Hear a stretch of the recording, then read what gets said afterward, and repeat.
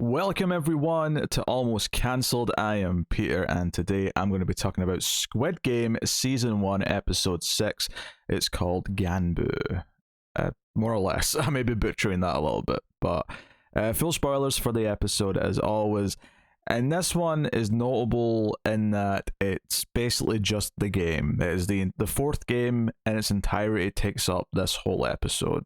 Oh, and of course the choosing of the partners before as well. But there was a moment, like, I checked the runtime because I was like, man, this game is like going for a while in this episode, and I was like 40 minutes in, and I went, this is the whole episode. Like, we're ending this with the end of this game, and it's actually not surprising that they did that, to be honest. At some point, I kind of should have expected at some point there was going to be a game that took the entire episode.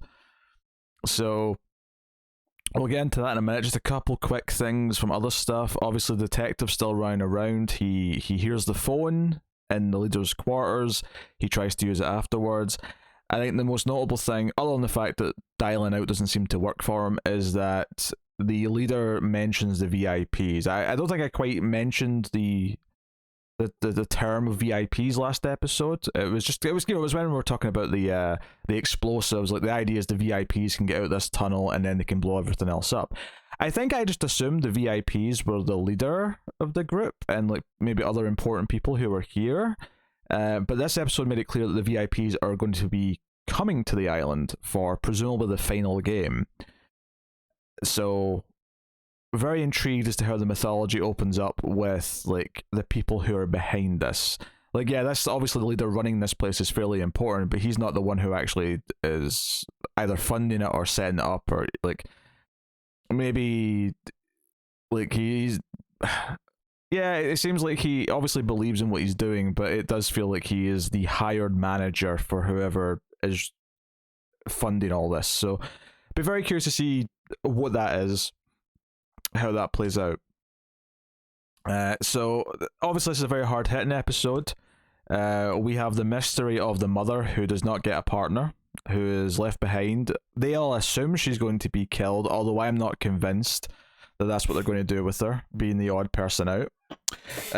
Before they get to the choosing of the partners, we have the bodies of the guards and the doctor basically strung up for everyone to see, and they're told that these people were cheating and they were making it unequal, and they apologize to the players for that, but make it clear this is what's going to happen to you if you cheat, if you do something wrong. And of course, like, the mother knows that the snake tattoo guy was working with the doctor, and is like, that's where he was getting his information from. So all these things are neatly kind of like wrapped up from the previous episode to a point, which is nice. But the game itself and the choosing of the partners, there's a lot of things here that are really well done, and there's a lot of stuff here that, and not in a bad way, but I actually thought one or two of things here was quite predictable.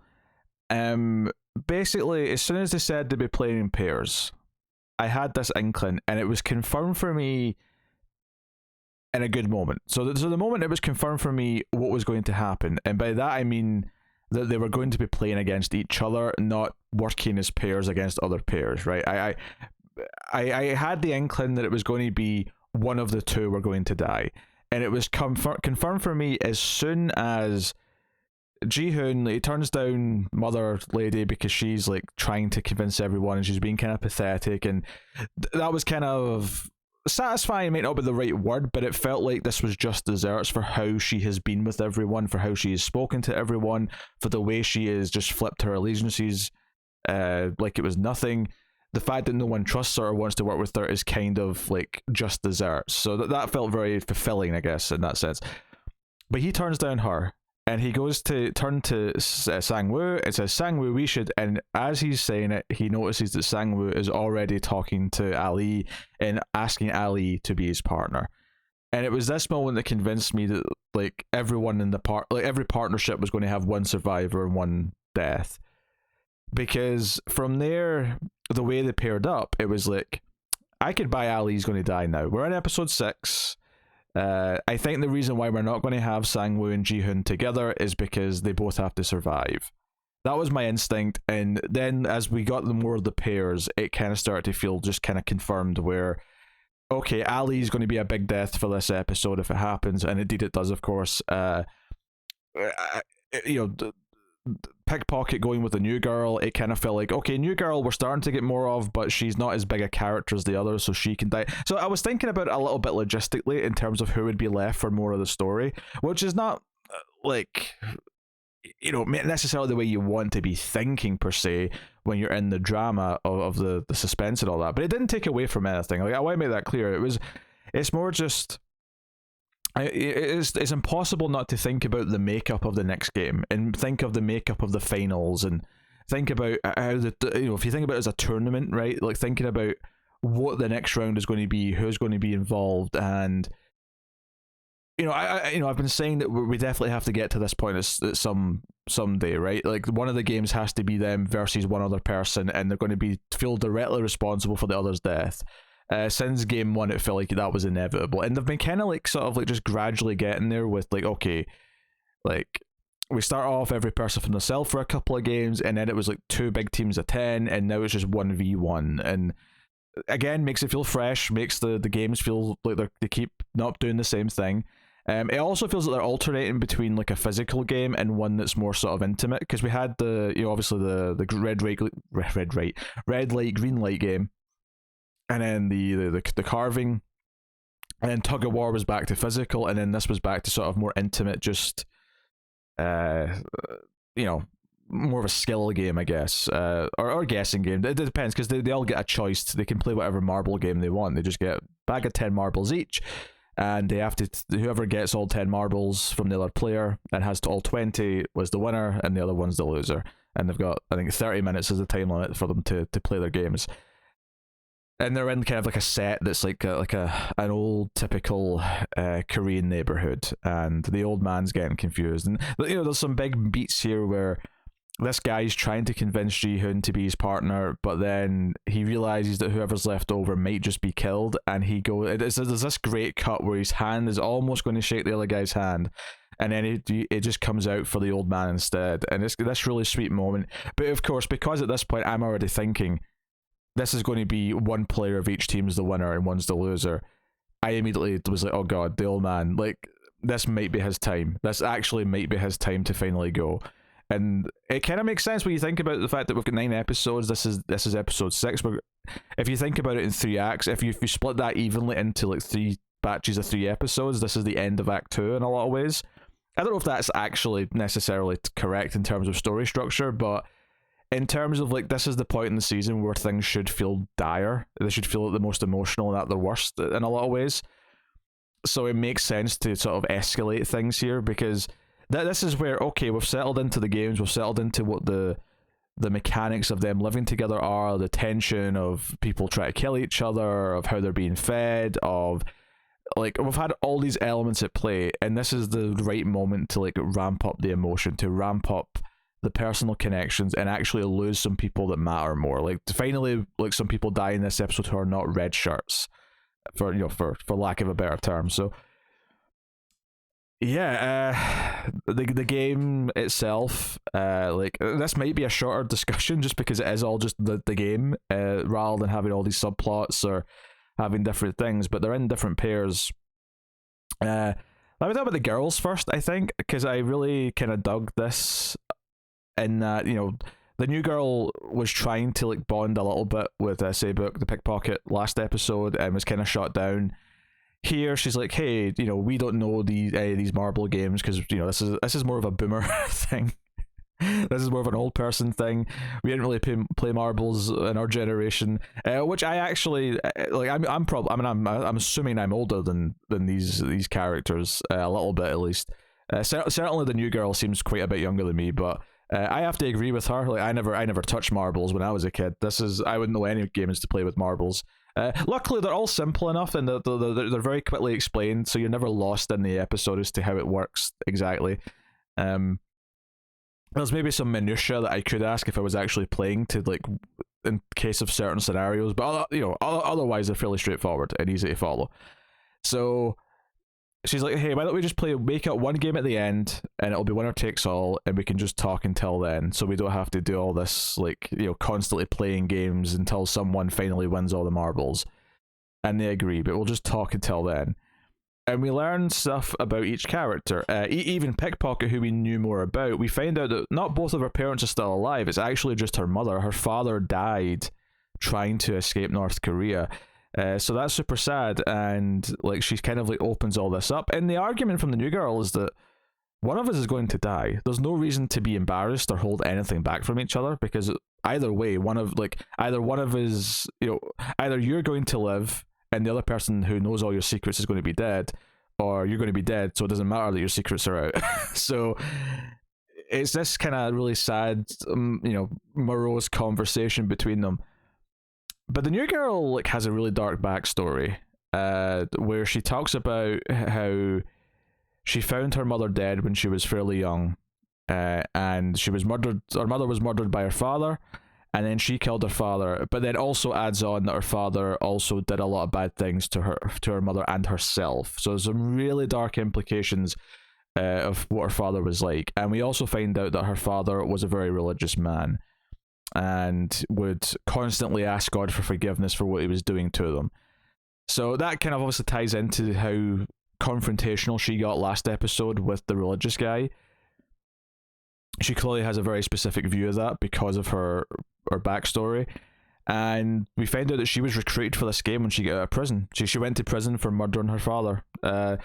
Really sad story. It's really dark, and it kind of like immediately, because she always had a kind of a different demeanor to her. She was very quiet, but very confrontational at points. She kind of handled. I'm saying the performance was good and distinct from the other characters, and hearing what her backstory is kind of like helps explain that and makes it understandable. And there's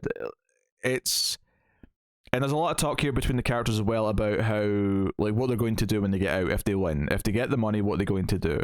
And she kind of prods Pickpocket into sort of telling what she's going to do, like get her brother, move to this island, get her mother. And she's like, well, that's great, but it's not like that big. There's so much more you could do with the money. But she never really gives her like plans, what she wants to do.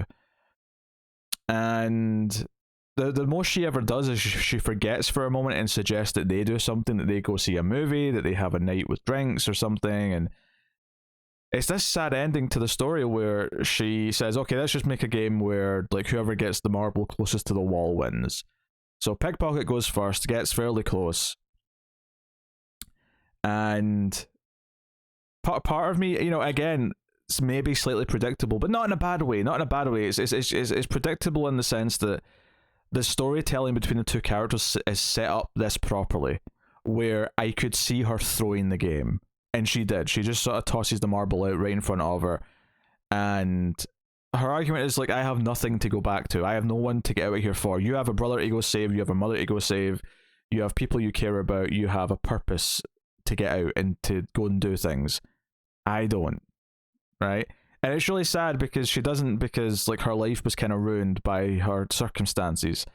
And if that maybe ties into the themes of like society and capitalism in a way, it's that unfortunately some people just start with such a handicap for getting ahead in life, and like this is like a pretty dire start to her life that has just set her up in this position where she doesn't feel that she deserves to win because of that this other person who has something to go fight for. And logic, in a cold hard logic sense, she's kind of right, but it's really sad. And like Pickpocket's crying during this, and we see her get shot behind her as she's walking away. Really emotional stuff. Really good. Really this episode really pays off in a lot of like character building throughout the episodes that we've just had. Another obvious example of that, of course, is Ali and Sang-woo, who like Sang-woo gets his ass kicked in marbles. It's just a guessing game. They're guessing even or odd and they're wagering marbles, and he gets down to one. And he decides at this point to beg and then manipulate Ali and convinces him that if people haven't finished yet at the end of the time limit, that maybe they'll have pairs versus other pairs, so maybe they can still work together. He brings up them being on watch together. He brings up giving him money for a bus.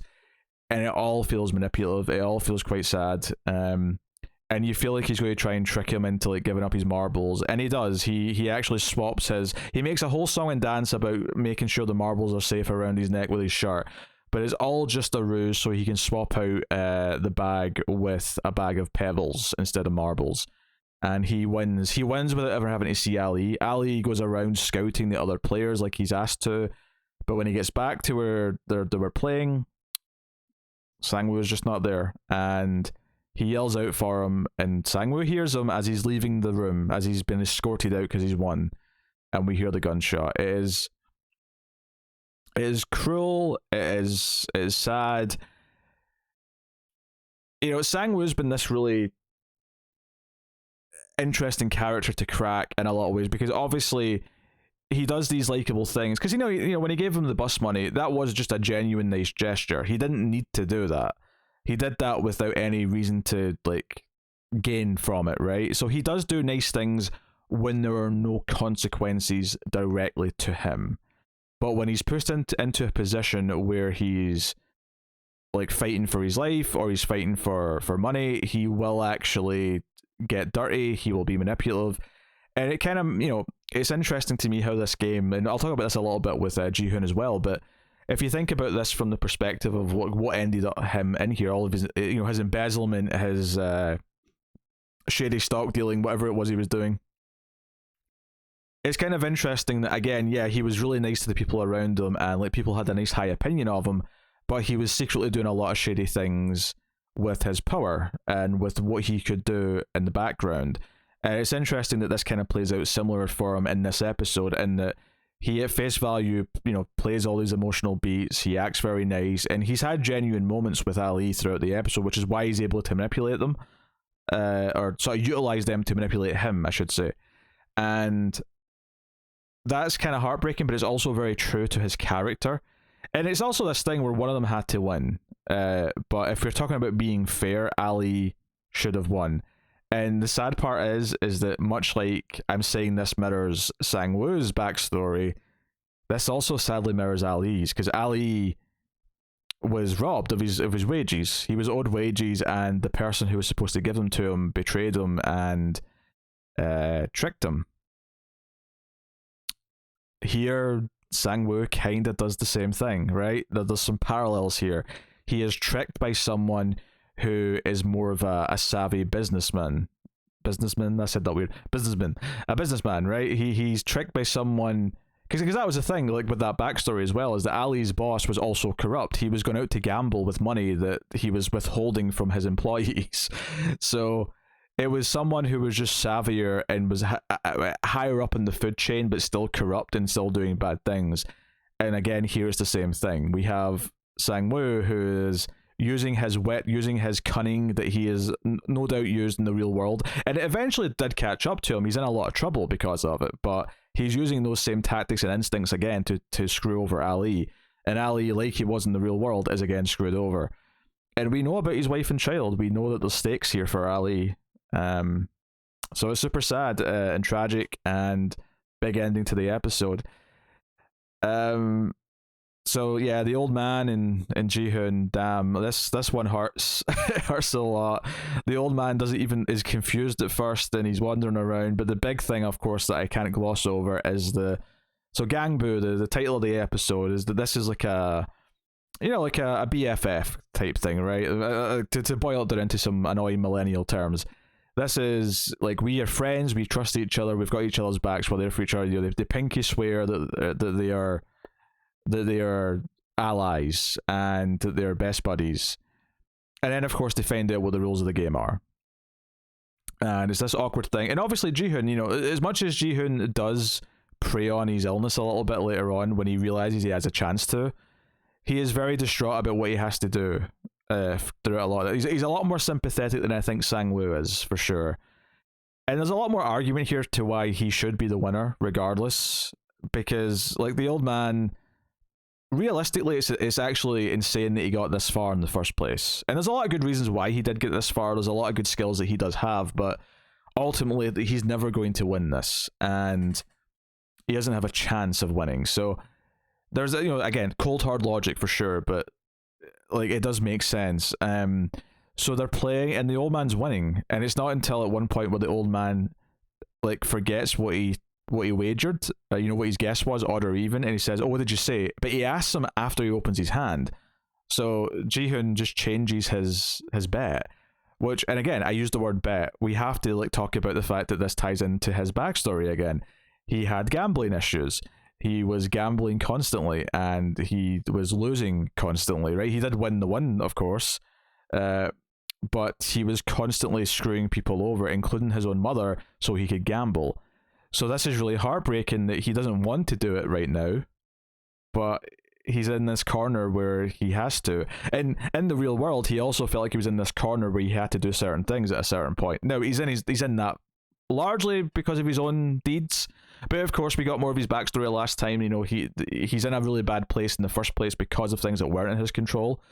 So you get, sure, bad choices have been made, but there is sympathetic sort of like trips along the way. There absolutely is. It's not just black and white by any means, and you know, a little empathy goes a long way. And it's this really sad, like, emotional thing where they play it differently to the other like teams, where he just like has to trick him into keep losing his marbles, and it's really sad. But then the old man has one left, and Gi-hun has 19, and he follows him, and the old man's all confused, looking for, because he thinks his old childhood home's around here. But the old man, like, I think he kind of reveals a little bit that he might like have been intentionally like pretending to be confused before, but at least with the game, because he seems to imply that he knows that Gi-hun tricked him, or was cheating, and Gi-hun looks so ashamed, and it's such a powerful little moment that we understand why. We get that it's life or death. We get that he's going to be shot in the head if he doesn't win. So there's a lot of stakes here. Like, you can't necessarily hold everyone completely accountable for like everything here. Like there are like really extreme circumstances to take into account, but it like, and then he brings up the, you know, the Gganbu, like we are Gganbu, we are, you know, we share things, and he gives him his last marble, you know, like everything that's mine is yours, and a very knowing statement says like, you've made this, you know, this game's a way to go out, and you've made my time here better. Like, he thanks him for being this like friend up until this point. And he walks out, and luckily we don't have to see it. We just hear the gunshot after we've went round the corner, but it is a super emotional final couple of minutes of the episode. Yeah, like I think that's what impresses me about this marbles game, is how much, like, at least for these three pairs, like so much of like the backstories really influence like how they play, how they think about winning, how they cheat if they do cheat, or how the decisions are made. Like, everything feels super relevant and informed by everything we've learned about these characters, and how these pairs of characters have interacted up until this point as well. This is what satisfying writing is.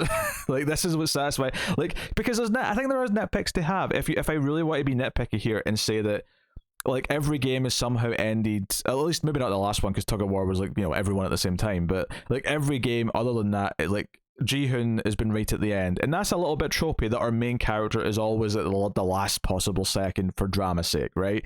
Like, it would be a good idea to subvert that once in a while.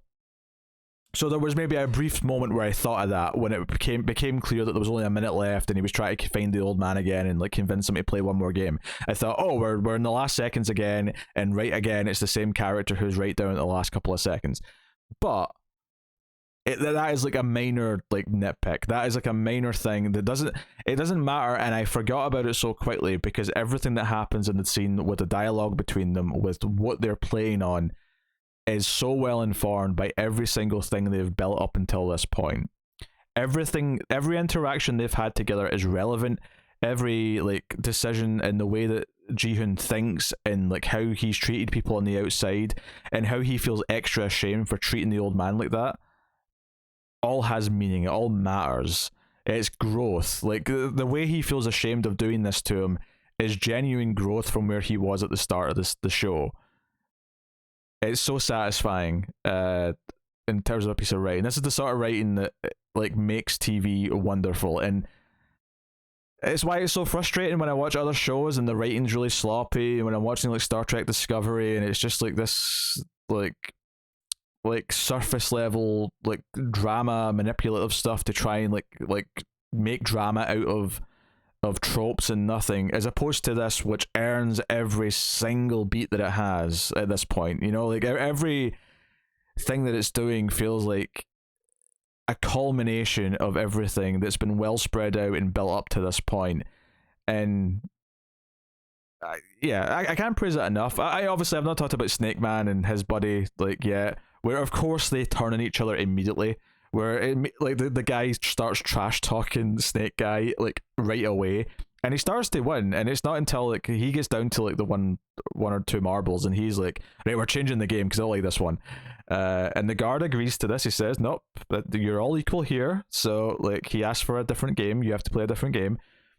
And then it becomes kind of like not quite all or nothing, but with the potential for all or nothing, where they try to like throw the marbles into this little hole that they've made. And if one gets in, they get to take all the marbles that are already scattered up to this point.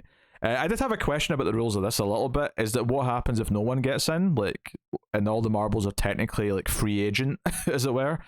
Do they just go and like take an equal amount back to start again, or what? I mean, it's not a big deal, but and there's some fun with this one where there's some tension at the end where, like, you know, Snake Man gets close but doesn't quite get in, but then the other guy's marble knocks his in, so he wins technically. And he runs like a coward, and they shoot him down. And this is the one we don't have to feel bad about. This is the one we can just enjoy, for the bloodlust that we have as an audience. We can just enjoy this one, whereas all the other ones are super depressing and sad. Even the married couple, I don't think we see them die, but like we see that they're together and they realize one of them has to live and one has to die. So yeah, there's some really sad stuff in this episode. But like I say, all of it plays really well because it builds upon everything that these characters have went through until this point. And I also have to acknowledge here as well is that there's a chance that Sang-woo, and this is maybe giving him a little credit, like I don't want to say this is a good thing, that he doesn't want to like be pitted against Gi-hun, but I also think that he might have known or like guessed that maybe they're going to have to play against each other in these pairs, because I think Ali's someone that he sees as weaker. And I think he intentionally picked Ali because he figured that if it was 1v1 in these pairs, that he would win, and he'd be able to beat him, if not fairly, then manipulate him, which is exactly what he ended up doing. I do think he had an inkling that might be where it was going, and that's perhaps why. But perhaps he feels bad enough about betraying Gi-hun, or the potential of betraying him, that he's trying to avoid that for as long as possible. Because he does have guilt, you know, he's not completely just a monster. He does feel like, you know, he's going to do it. He's clearly willing to go through with it, but he does feel it. He's not just a soulless entity. So yeah, really strong episode, really powerful. All the various pairs made for really enticing viewing. I said this was going to be a shorter discussion because it was all the game, and I was completely wrong. I guess I didn't think about it in the sense that all of the pairs kind of make up all the different subplots. But yeah, really, really strong, fascinating stuff. So, and we have the dangling thread of the VIPs are coming. Who are they? What's that going to be like? What are we going to learn about them? The mother not getting into the game. She was dragged away, but we never saw her die, and I am convinced she's still alive. Maybe she gets some sort of alternate game. Maybe she just gets a pass into the next round. Although that wouldn't really stick with the equality that they're kind of hammering home at this point. So we'll see. But there you go. That is episode 6 of Squid Game. Really like the episode. Show's been fantastic, and we're getting into that final third. I'm excited to see what episode 7 brings. Let me know what you thought of this episode in the comments below. Like, subscribe, all that stuff. Get me on the Twitters at mail_fuzz for channel updates. You can get me specifically at Wibble89. Also, ding the bell for notifications if you really want to make sure you get notified when the reviews go live. It's another thing that helps out YouTubers, so please do hit the buttons.